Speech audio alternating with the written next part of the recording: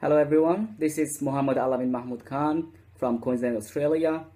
Today I'm here to discuss the topic responsibility in our social life, in our corporate life, in other aspects of our life, which is one of our key success factors in our whole human life.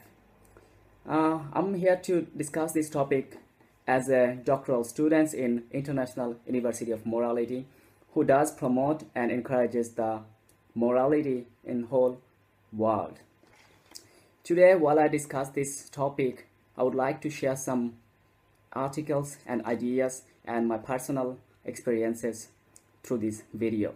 The articles I would like to share with this is some written from some experts, which are followed by What is Responsibility, article by Hans Lang, Responsibility video found in archive.org, Responsibility Project film video by Liberty Mitchell, Responsibility in Islam video by The Merciful Servant, and different types of responsibility statement in the website of Pearson, Taking Personal Responsibility, article by Laura M. Steik, Developing Responsibility video by Cornet Instructional Films, Responsibility articles, reading by Dr. Phil, Accepting Personal Responsibility, reading by Livestrong.com, Accepting Responsibility, audio by Danny Green, Teaching Kids a Sense of Responsibility, article in FamilySamshare.gov, Responsibility and Commitment, article by Shell Rachel, Responsibility Raising Children You Can Depend On, article by Lisa Stantz, PhD,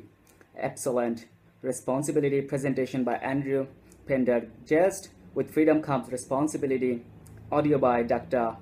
Vezkan Movasisyan.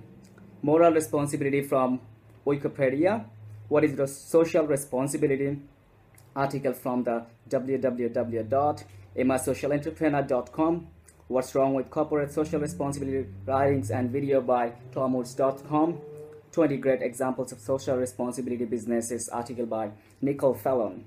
Other articles, books, and clips of our other interests from different sources are also used for purpose of this video, which we'll go through today. At the very first, I would like to discuss what is responsibility, the definition of responsibility. Hans Lang relates to different types of responsibility. In his The Devil Dictionary, 1911, the well-known satirical writer Ambrose Bierce defined responsibility as a detachable burden easily shifted to the shoulders of God, fate, fortune, luck, or neighbors. In the days of astrology, it was customary to unload it upon a star. The ironic definition isn't far off the mark. In fact, it seems nowadays to even have acquired a new connotation thanks to the modern meaning of star. Indeed, to shuffle off, displace, delegate, and otherwise variously attribute responsibility, these are well-known tricks. One such might be called the Russian solution to the problem of political responsibility.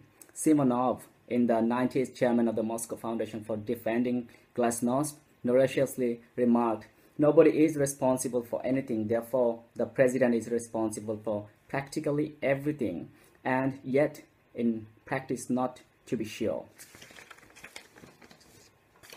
And at the very first thing of the video, I would like to discuss the topic taking personal responsibility. When you hear the word responsibility, what do you think of first? Many people think of word blame, as in whose responsibility is this? I would like to instead suggest that you think of responsibility as seizing what's in front of you. Exciting choice and taking control. The real meaning of responsibility is the ability to respond. It's going out and creating what you want through personal choices. The fundamental responsibility that each of us has is that we are completely 100% responsible for how our lives turn out. This is tough. When you like how things are turning out, it's quite easy to say that we are responsible for our success. But when things aren't so good, we are so quick to point fingers at other people, and place the blame on them. Have you ever known someone who will accept no responsibility? Some people are perpetual victims of what other people do. It's really easy to do, but remember this: When you point your fingers outside, you have just now accepted the victim status. You have ultimate control over your life. You have control over your friends, your love, friendships, and your career. You decide yourself what's right or what's wrong, whether you should stay in his weekend or go out, whether to vote Democrat or Republican. You decide whom to see, what to wear, what to eat. That's you who decide to do what to do.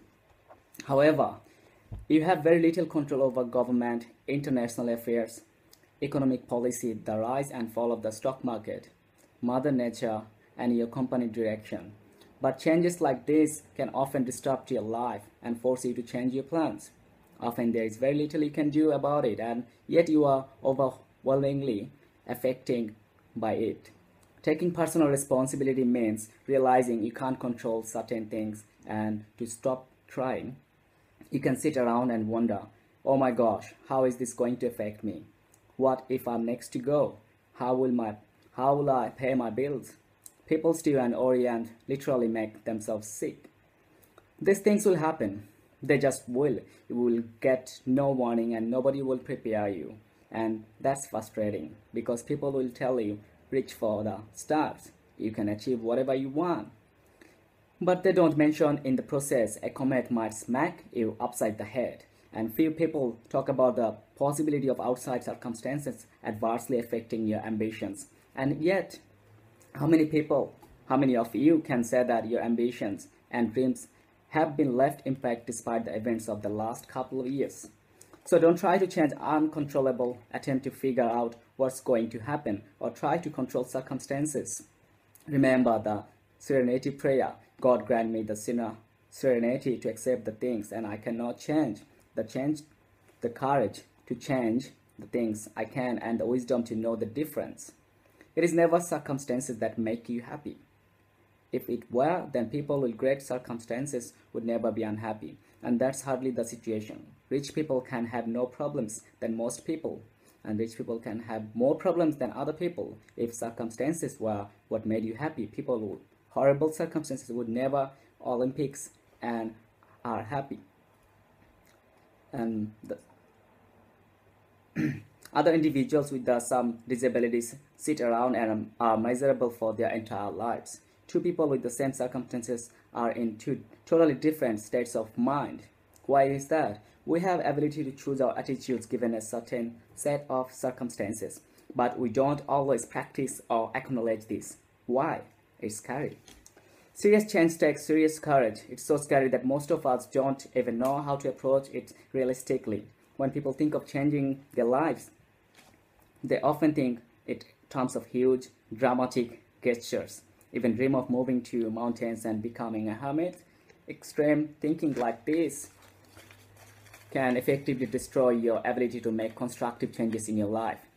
If you are a responsible, albeit burned out, 39-year-old professional with a spouse and 2 kids, you may occasionally have thoughts about heading for Hawaii, but it is likely that you are going to abandon your family, your career, your tennis partner, or your sport partner.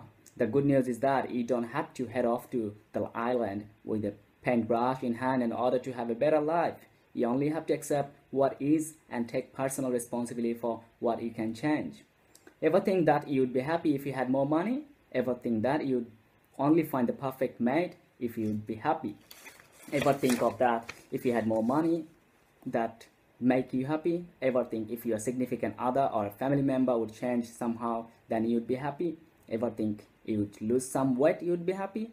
Well, here's some big news for you. You are not happy without a relationship. You are not going to be happy with your relationship. If you're not happy without having enough money, you are not going to be happy with enough money. If you're not happy with the weight you have, you're not going to be happy the weight you desire to have. And that's the good news. It means you can stop waiting for your circumstances to change to make you happy. Accept what you have, what you are, and what you're going to do. Change the things you can. Take responsibility for making yourself happy. Not to wait what's going to happen in the near future, dramatically change your life. So you better think of it right now. So that can change your life, and you are the first person to be responsible for that. And when I say first, it could be the only one to be responsible for that. And while we talk about different types of responsibility in the world, we could say legal responsibility or moral responsibility, social responsibility or personal responsibility. The legal responsibility could be social at the same time, or moral responsibility can come to every aspect in your life. And a social responsibility can come to your family responsibility, responsibility to your neighbor, responsibility to your government, and anyone around you. The personal, we often believe that we are personally responsible for things, not because it's the law, but because it's very personal to us, our friends and family, and we take that very seriously. Why don't you take the moral and social responsibility at the same time? If we do, what's going to happen is other people in the society and will be very benefitable from our responsibility. Let's see the legal responsibility in our life. Some responsibilities are upheld by law. It is against the law not to take responsibility in some cases. There are different types of legal responsibility. Some laws only apply in this country and others are international. So what are we going to do? Are we going to take the responsibility of legal responsibility? We are, because this is something going to change your own life and your family life and the society life. And moral responsibility, sometimes we feel responsible for people or things because we believe it's not the right thing to do. We feel that we are normally responsible because to ignore it would be wrong. So this moral responsibility also helps our own life to build up. Right now, I would like to discuss with you one of my articles written by Dr. Phil. And of all the responsibility articles of Dr. Phil's, here is a favorite. Nobody else will save your life, not even Dr. Phil. You're responsible for everything in your life. Self-reliance is not something you are born with. Wise parents teach their children to be responsible and blame-free people. If they learn this ability from an early age, they will not expect others to do everything for them. Because, let's be honest, a huge source of conflict is disappointment derived from somebody else's failure to meet your expectation. So if you remove the expectations, there will be no disappointment. Just as this responsibility article points out, if you do not have the will to change your situation, nobody or nothing in the world will do it for you. In order to change things, or in order for things to change, you have to change. You have to change yourself first. Have you ever tried to help a friend in a desperate situation? You turned yourself inside out to assist and sort out things, only to realize that the person in question didn't really want to change in the first place. Don't be foolish. Be realistic. Real change only comes when a person is taking responsibility, has the ability to respond. Of all responsibility articles, this one is one eye-opener. Enjoy. If you want to change your own life. Is Dr. Phil gonna change your life? Will he? Your kids behave like monsters, or at least that is how you perceive it. Your spouse is not responsible. That is your point of view. Your mother-in-law interferes. Does she really? And your boss is bossy. What do you expect? So, and you, well, you have no part in this, do you? You are a victim of unpleasant people and circumstances around you. Is it true or not? It's not. All those problems building up, they rob your energy and they make you sick. What is your reaction and immediate response?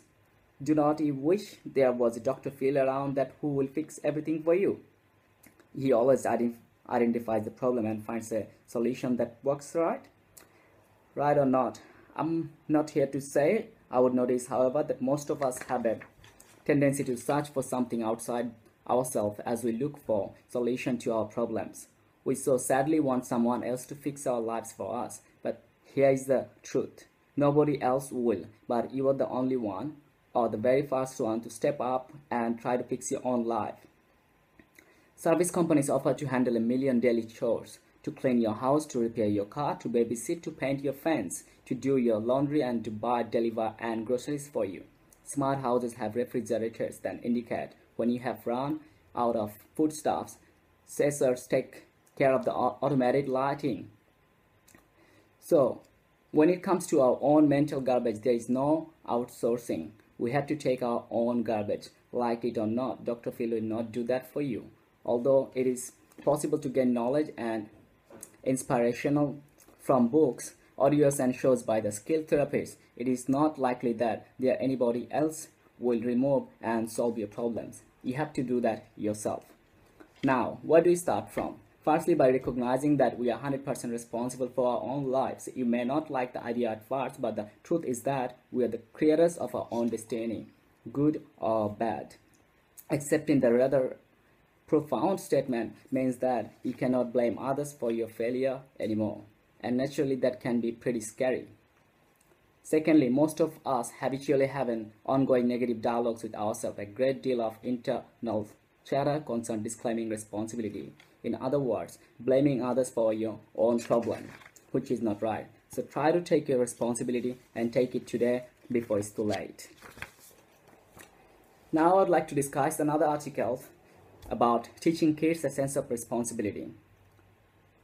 It's not my job. Have you ever heard that from your kids? Yes, you did. Probably most of the parents did. Too often, kids and parents tangle over who's responsible for what chore around the house. But experts say to look beyond the individual chore at hand. That's because behind every chore is a primary lesson for life. That taking responsibility means contributing to something larger than yourself and respecting yourself to the contribution. Within our families, we develop a sense of ourselves as a unique person with a unique contribution to make to the world. The family teaches a child how to be a part of the larger world, a classmate at school, a friend in the neighborhood, an employee later in life. A child first learns to do this part by taking responsibility for his own chores within the family. Whether large, like bringing in an income, or small, like dusting a tabletop, all tasks help the family to function. When one person doesn't do her job, the process can break down. For example, a family may divide up the specific task required to clean, fold, and put away laundry and assign each task, from taking the basket to the laundry room to the matching the socks to a family member.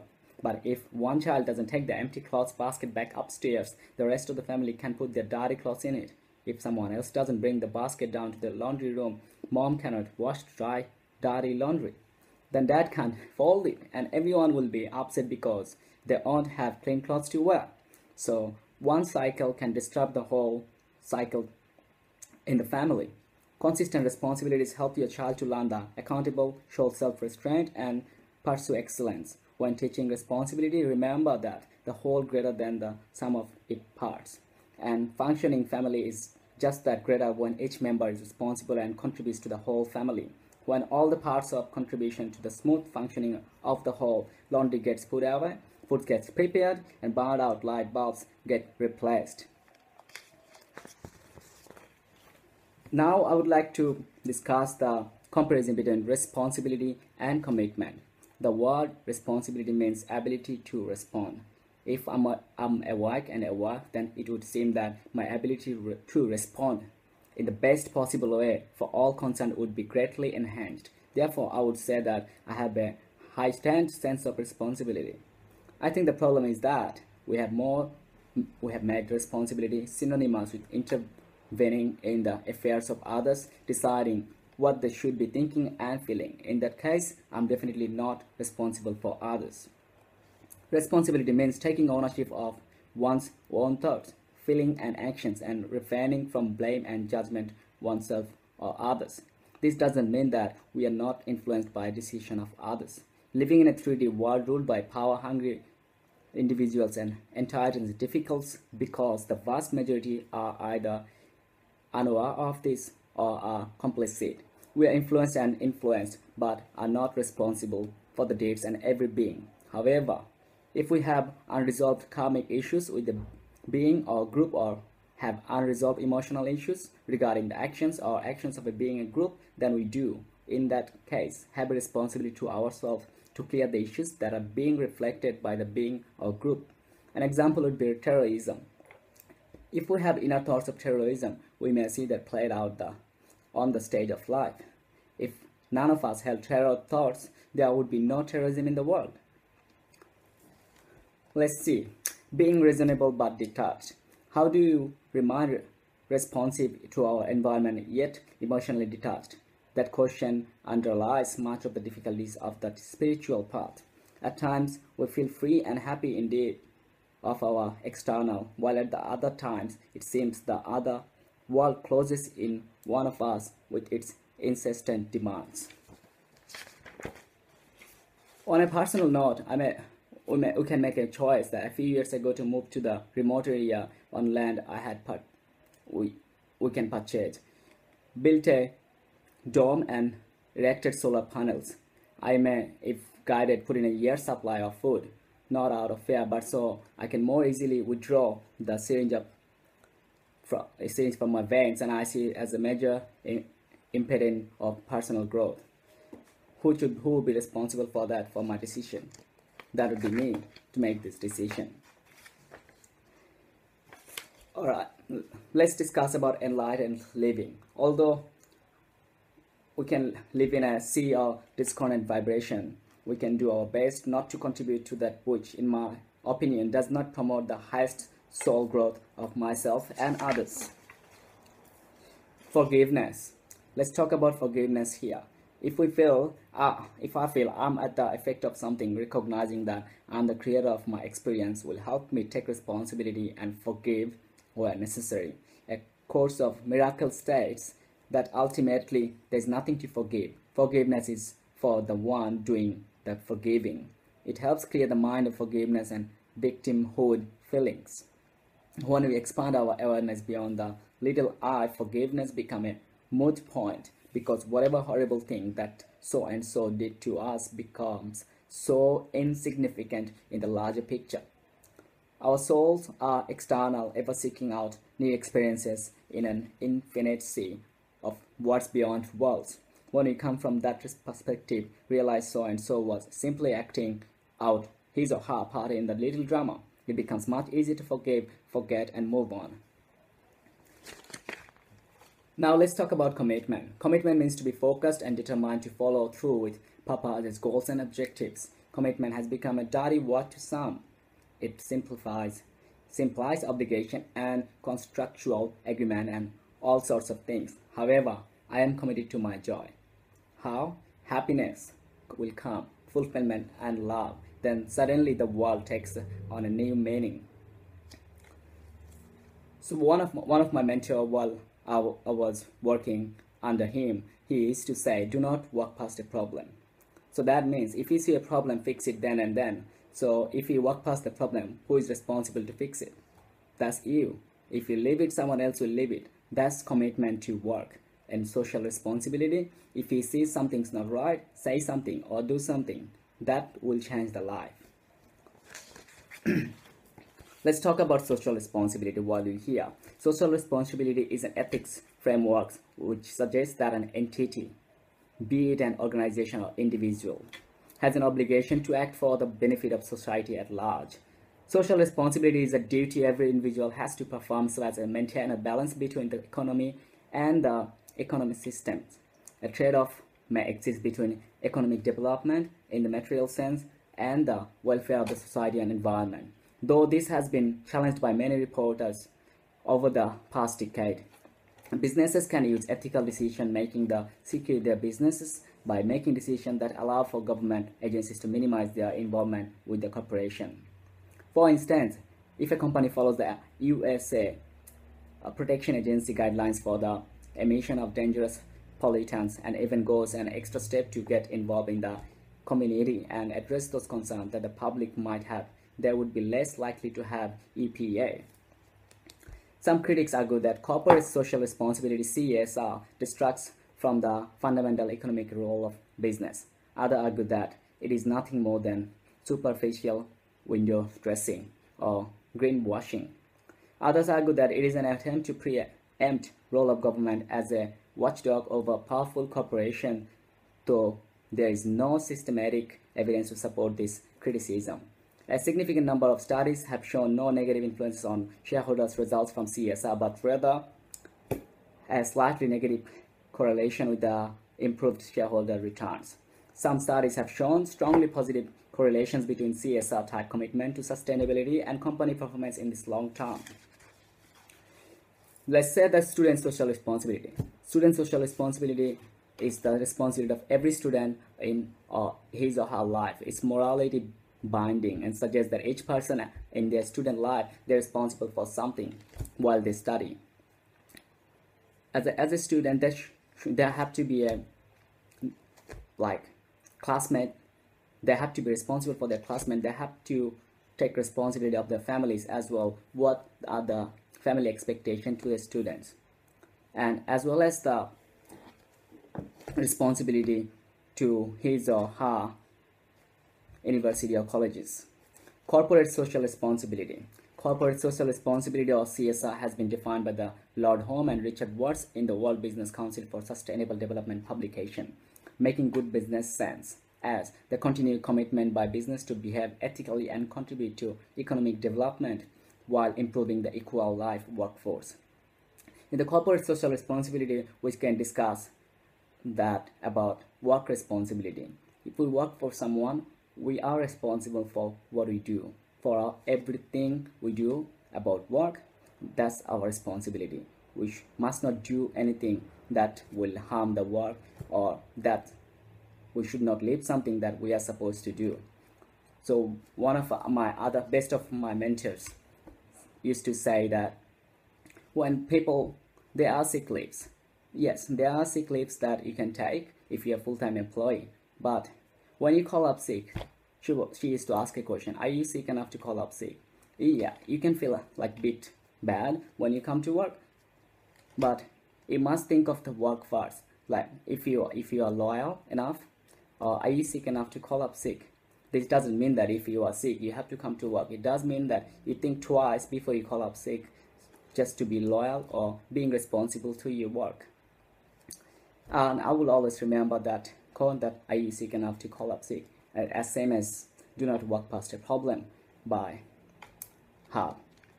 And let's talk about social responsibility and scientists and engineers. The scientists and engineers always talk about social responsibility. One common view is that scientists and engineers are normally responsible for the negative consequences which results from the various application of their knowledge and inventions.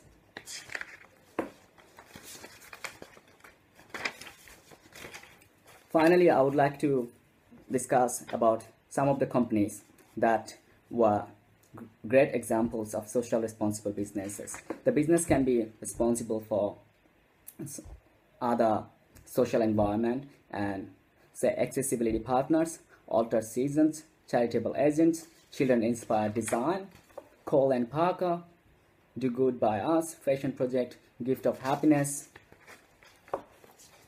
Nicholas Companies, Out of Africa, People Water, Pop Nod, and etc. etc. like Rainbow Light and Survey Monkey, as well as the Tuolari. Finally, I would like to say things about religious responsibility. Every religion in the world says that everyone has the responsibility to their own religion as well as the other religions. How is that? You must be, every person must be free to follow their own religion. So none of the religion does affect others, does not force others not to follow their own religions. That's what we call the religious responsibility. We must not do something that will harm the people from other religion to follow their religion. And finally, in the final part of this video, all I want to say is take your own responsibility, do things for tomorrow, do it today so the tomorrow will be better. And all I want to say is do not do anything or say anything that might be used against you. So do something that will be used to modify and faster your life, to get success in your life. Do it today, which will help you grow in your life in the future. As my very first video as a doctoral student in International University of Morality, I would like to say that if there was any mistake in this video, please forgive me. And any question, you are more than happy to comment underneath there. Thank you so much. Thank you very much. Have a good one.